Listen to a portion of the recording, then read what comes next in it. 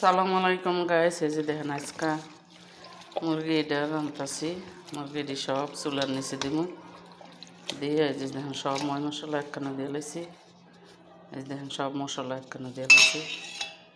এই দেখতে দেখেন এই যে সব মশলা একখানে দিছি। আমার তো ইয়া নাই, ক্যামেরাম্যান নাই, এই জন্য আমি এক লগে সব দিয়া তারপরে রয়েছি।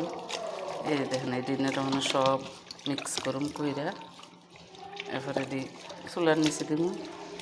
চুলার নিচে দিয়া তারপরে দি ক্যাপসারা মেহেন্দি রান্ধুম। আজকা মেহেন্দি করুম, জর্দার মতন করুম, এদের সব মেহেন্দি।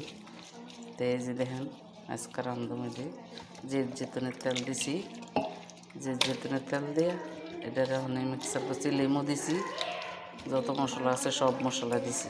দিলে পরে এটা কতক্ষণ 10 মিনিটের মতন ভিজিয়ে রাখুন। ভিজিয়ে রেখে পরে মনে করেন এটা খাইবা। এই যে দর্শক আমার ভিডিওটা একটু শেয়ার করেন, ফলো দেন। আমরা ফলো দেন না কেন? উপরে ধাক্কা দিয়ে দেন কেন ভাই? আপনাকে মতন ভিডিও হইতে আসছে না, এই জন্য আমার ভিডিওটা ধাক্কা দিয়ে দেন কেন? এই দেখেন এটি সব ময় মশলা দিয়ে দিছি। আল্লাহ হাফেজ, ভালো থেকে।